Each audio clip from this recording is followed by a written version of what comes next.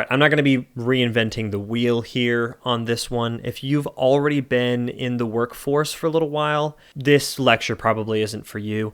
This is more so just trying to give a little bit of a leg up to maybe the more college-age kids that might be taking this course.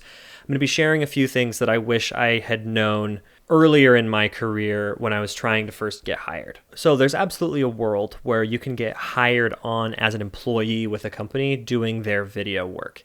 Instead of doing this kind of non-traditional freelance route and constantly looking for new leads and new clients and being worried about where the next job is going to come from, which I'm still trying to overcome some months, in all honesty. The employee route is an awesome way to go. So most companies are going to want to see your credentials. They're going to want to see a chronology of everything that you've done so far so that they understand your history. So a resume is much less of a project-oriented portfolio, and it's much more of an event history based on your work experience in the past. It's trying to give a summary of who you are and what you've done. There are a lot of great tools online for building resumes. My favorite right now is probably just LinkedIn. If you go to LinkedIn and you build out your work history experience profile, there will be a button for you to then basically use your work history as the base template for a resume, and then you can just edit it down from there. If you are kind of college aged watching this, you don't have a lot of work experience yet, and so it's the whole chicken or the egg problem. You need to get hired so that you can get a job, but every job wants you to have 2 to 4 years of work experience.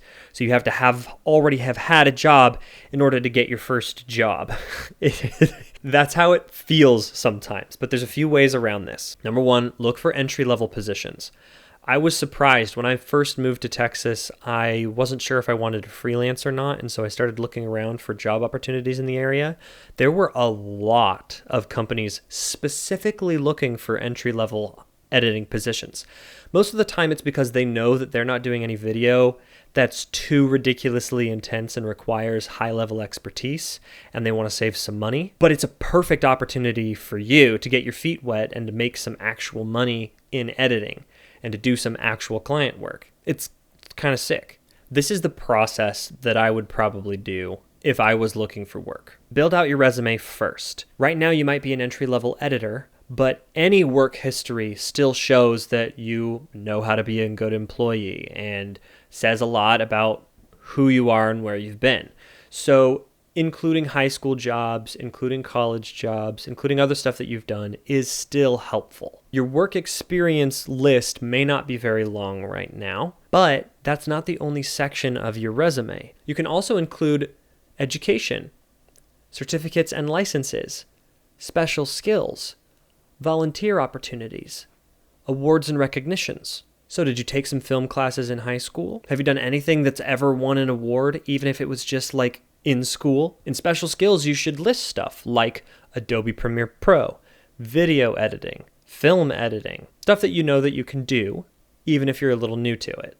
Once we have a starting resume, now let's look for some opportunities. There's a lot of places to find potential jobs. You can look all the places that we've already talked about. You can do our methods on Google Maps and LinkedIn in order to find companies in the area, and their LinkedIn profile should say whether or not the company is hiring. You can do full job searches in LinkedIn. The industry hubs that we've been talking about should probably have some decent resources. You could even just post in some of these filmmaking Facebook groups and ask what kind of potential jobs are out there for new entry-level editors. Getting yourself out there is kind of scary, but also very necessary. There's also just a lot of job listings and job websites. LinkedIn has a job listings section, Glassdoor, Indeed. Then you're going to want to submit your resume along with a cover letter to any jobs that you'd like to apply for. Honestly, I've always struggled with personal bios and cover letters. I'm not sure that I can give any significant advice there. I'd say